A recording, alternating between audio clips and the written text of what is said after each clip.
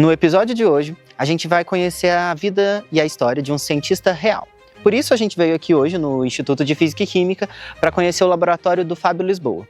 E depois a gente conhece um pouco da vida do Fábio Lisboa. Bora lá? Prazer, Júlio. Bora lá? Então, muito obrigado por aceitar esse desafio de ser microfonado, de participar com câmeras e tudo mais. E queria te dar boas-vindas a essa websérie que a gente está montando para mostrar um pouco da ciência em Itajubá. Te dar boas-vindas e pedir um pouco do seu histórico como profissional.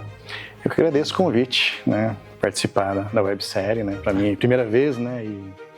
E fiquei muito lisonjeado com o convite, né? Bom, meu nome é Fábio, né? Eu sou de Curitiba, né? Sou natural de Curitiba e me formei na Universidade Federal do Paraná. Eu fiz a graduação em Química e licenciatura lá, assim como eu fiz o mestrado. Meu mestrado é em Engenharia de Materiais, na verdade, e o doutorado eu voltei para Química e me formei, né? Uma cria da UFPR, né? Então entrei em 2003, né? E fiquei na UFPR até agosto de 2015. Né, defendi o doutorado em 2014 e depois eu fiz um pós-doutorado, né, lá na UFPR também, e fiquei de maio de 2014 a agosto de 2015. Então eu passei num concurso para ser num processo seletivo para ser professor substituto na UTFPR, né? Mas então, nas suas pesquisas, Fábio, você passou por mestrado, doutorado e pós-doc, todos na UFPR, até você entrar no mercado como professor substituto inicialmente, né? Mas as suas pesquisas, elas seguiram a mesma linha? Você falou que já passou por mais de um programa, né? Elas mudaram um pouco, né?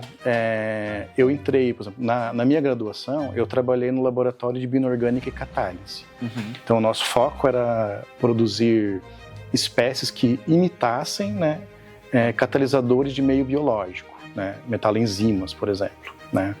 Aí quando eu fui para o mestrado, aí eu já fui para a área de materiais, né, que eu me agradei mais com essa área, né, tanto o mestrado ou o doutorado. O pós-doutorado também foi na área de materiais, mas trabalhando com compostos diferentes do que eu vinha acostumado a trabalhar no mestrado e doutorado. Então, mestrado e doutorado eu trabalhei com compostos lamelares, no pós-doc eu fui trabalhar com polímeros condutores e nanotubo de carbono. Nanotubo de carbono é uma palavra... É bem chamativa, né? Além de grafeno, né? Então é bem chamativo, assim. São materiais também fantásticos, né? Uhum. Produzindo os compósitos com polímeros condutores também, temos várias possibilidades. E como essa trajetória de pesquisa te ajuda aqui e faz parte do seu trabalho hoje na Unifei? Também conta para o pessoal de casa onde que a gente está, o que a gente está fazendo aqui de Jalé. Nós estamos no laboratório Curie de Síntese, né? Que é o laboratório onde eu desenvolvo minhas pesquisas, em parceria com o professor Éder, né? Que é o outro professor que também faz parte desse laboratório. A parte dele é trabalhar mais com compostos orgânicos e alguns compostos complexos inorgânicos, né? E, especificamente, o meu trabalho é com compostos lamelares, né? Então, voltei a trabalhar com materiais do mestrado e do doutorado. Então, ou seja, o meu doutorado e o meu mestrado, né, trouxe a bagagem para que eu trabalhe agora com as minhas pesquisas, né, no que eu quero desenvolver, com os meus alunos, né? Por exemplo, hidróxidos duplos lamelares, hidroxissais lamelares, carboxilatos lamelares, né? Que são de grande interesse, né? Para a gente produzir, por exemplo, um trabalho que o Ralph está desenvolvendo no doutorado. Ele preparou uns compósitos com biochar e hidroxissais duplos lamelares e está atuando com fotocatalisadores, então decompondo corantes e moléculas de fármacos, por exemplo, que são nocivas ao meio ambiente. De interesse ambiental. Moléculas compostos de interesses ambientais. A gente chegou nisso, então. Quais são as aplicações?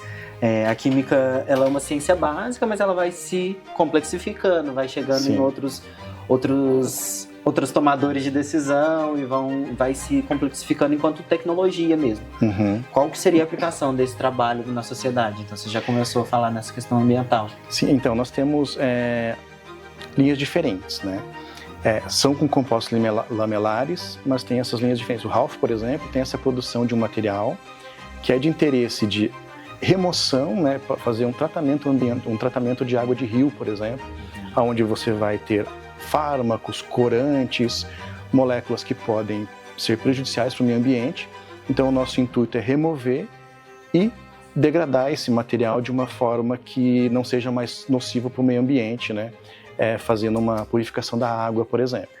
Tem um outro trabalho onde a gente utiliza um material com composto lamelar também, e ele vai ser aplicado como fungicida para controle de pragas, né, em certas plantações. Teve um trabalho que a gente já publicou um artigo, né, recentemente, que foi do meu primeiro aluno de mestrado, do Anderson, onde a gente fez um processo chamado de coadsorção ou adsolubilização de um feromônio, né, para ele ser utilizado como uma armadilha para controle de pragas do morango, por exemplo, né? Então a gente usou lá para ele ser um controlador da proliferação do Lobiopia insularis em plantações de morango. Perfeito. Mas aí, para além do químico, Fábio, a gente queria saber o que você gosta de fazer no seu tempo livre, no seu dia a dia. Assim, eu gosto de ler bastante, né? Então, eu leio, assim, todo dia eu reservo um horário. Geralmente, antes eu começava das 11 até meia-noite. Hoje em dia eu começo das 10, vou até meia-noite. Às vezes eu começo antes, né? Dependendo do livro que eu tô lendo, às vezes eu tô mais empolgado. Até fiquei com torcicolo esse dia que eu tava lendo o Robôs da Alvorada, do Asimov, né? Então não conseguia parar de ler.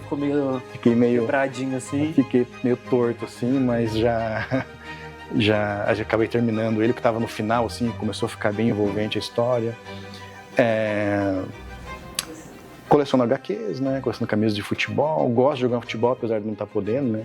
Jogar ultimamente. Gosto de tocar violão. Ouço bastante música. Coleciono discos de vinil também.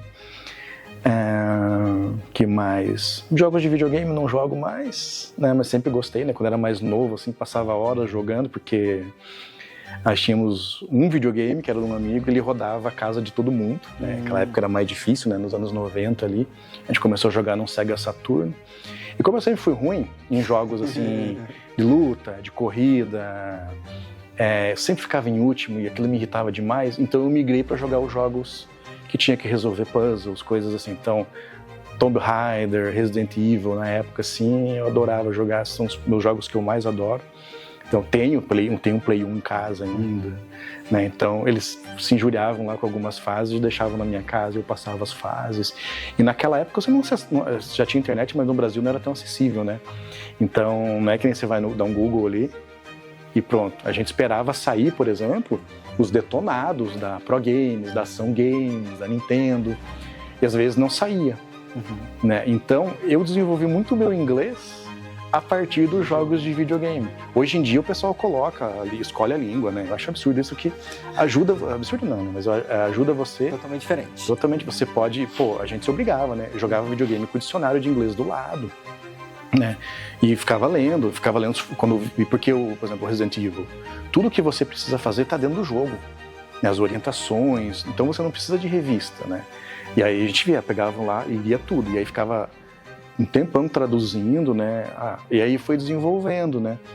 Daí eu peguei gosto, né? E eu via muito Beatles também, né? Então pegava CD, né? Naquela época, nos anos 90, foi o boom do CD, e eu gostava dos CDs quando eles vinham com as letras, né? Então eu pegava e ficava acompanhando. Meus CDs do Iron, por exemplo, vários têm letra, do Black Sabbath também. Então eu ficava acompanhando ali, e isso ajudou a desenvolver minha facilidade com o inglês, que depois, na faculdade, foi muito útil. Precisou. Né? Porque no primeiro ano eu já fui convidado a fazer iniciação científica. E os artigos em inglês, né? Então, e é mais simples, né? Porque é uma linguagem mais técnica. Então não tem jargão, não tem gíria, né? E eu já estava acostumado, então me ajudou bastante. Que bacana. Você já começou a falar aí meus CDs, meus discos. Então vamos lá conhecer? Vamos lá. Estão convidados aí ver E os meus cachorros, né? Claro, e os cachorros. Vou pegar o close. Sejam bem-vindos, minha humilde residência. Esse quadro você que fez, Fábio? Esse quadro eu fiz de colagem em 2002. 2002 foi o ano antes de você entrar na faculdade. Foi. Eu tava fazendo cursinho, aí tem algumas colagens aqui que eu gosto pra caramba, né? Cian, cinema, desenho, Jack Kerouac, né? Uns livros bacanas aqui. Esse aqui é de uma pizzaria que tinha lá em Curitiba, esse aqui é de um teatro bem bacana lá, o Laura Schneider. Que tava surgindo na época, né? Não, já era bem antigo, né? Já era bem antigo esse daí. Então, que era uma cena até mais underground na época, hoje em dia ele tá até mais sofisticado, assim. Se ele ainda existir, né? Faz tempo que eu não vou lá. Né? Tem aqui, Quadrilha de Morte, né? Que eu sou fanzaço. Esse é muito bom. E tem algumas colagens aqui. Essas colagens aqui eram de uma revista da antiga TVA. Que um amigo meu assinou a TVA simplesmente para a gente poder assistir a MTV naquela época. Né, que pegava lá em Curitiba no UHF, só que não tinha muito o receptor certinho. Então ele assinou a TVA só pra gente assistir, né, a MTV, na verdade. Aí vinha, né, as programações, vinha com algumas fotos. A gente já vê pelo quadro que você montou que desde 2002 você já tem interesses na cultura pop. O que mais que tem de cultura pop? Então, vamos ver aqui, né? De cultura pop tem algumas coisas bem conhecidas, como... Né, tem os meus vulgo, os action figure, né? Vulgo hominhos, né? Eu sou da geração que chama de hominho, né? Geração que chama também HQ de gibi, né? Então tem aqui alguns gibis aqui, né, da série dos X-Men, né? Então tenho coleções completas aqui. Essa aqui já é no formato americano, né? Já é do início dos anos 2000 até 2010 ali mais ou menos. Aí tem as outras caixas aqui, só que agora tá com uma bagunça de livros aqui do formatinho, né? Então as Super Aventuras Marvel aqui já tá ali 92, 93, né? Que acho que já é 96, 97. Ó, editora Abril ainda, ó. Esse aqui é de 1995, né? Um desses aqui dos X-Men é a minha tatuagem mais recente, né? Que é essa aqui, né, que tá ainda um pouquinho para cicatrizar, mas ela é do mês e do ano que eu nasci. Né? Foi esse número 131 aqui, isso, a revista. Então, de 1979, março de 79. Tem esses aqui da Eagle Moss. Aí tem as canecas que eu ganhei de presente. Alguns mais dinossauros. E aí fica, né, os Star Wars aqui também. Outra coisa que eu gosto bastante também, né, que era um hobby desde a infância. Aí depois eu tenho que pegar lá.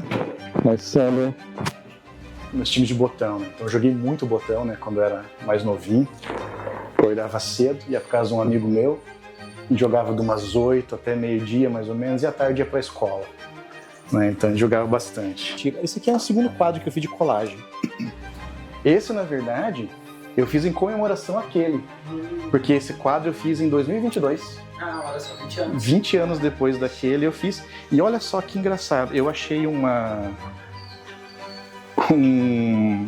não é o mesmo desenho, mas tinha aquele desenho lá em cima do surfista prateado e eu achei numa HQ, uma capa que estava sobrando.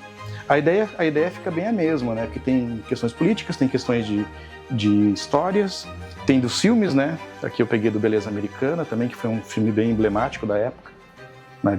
Dos anos de 98, 99. Né? Tem algumas coisas aqui. E depois montei, né, algumas frases, né, a partir das próprias... de algumas histórias de HQ que tinha algumas frases. Essa do Ziraldo aqui eu gosto bastante. Seu cantinho de... Esse é o meu cantinho aqui. Esse aqui eu fiz desde criança eu gostava de ter um espaço para mim, né? Então aqui eu fico lendo, gosto de fazer muita palavra cruzada, né? Aí ficam os livros, alguns compilados de HQ. Aqui basicamente fica o que eu tô lendo no momento, né? Então eu tô lendo esse do Alien. Aí o meu outro xodó aí que é coleção de camisas de futebol, né? Então tem alguns times bem diferentões, né? Tem aqui do CSE, por exemplo. De onde? É de Alagoas, de Palmeira dos Índios. que um amigão meu mandou para mim, né? Uma camisa que eu gosto muito. Mas, geralmente a gente conversa com os meus amigos quando viajam, assim, a gente pede, né? Eu levo para eles levam para mim, né? Então a gente tem essas trocas. Nesse clima gostoso, a gente se despede então, Fábio. Tá. Obrigado. Muito obrigado por abrir sua casa, apresentar seus cachorros, tudo que você conhece muito de você também. Obrigado pelo convite, né? Estamos aí. Muito obrigado. Fechamos a nossa série com chave de ouro, então, conhecendo a história do Fábio, um cientista muito real. E até a próxima.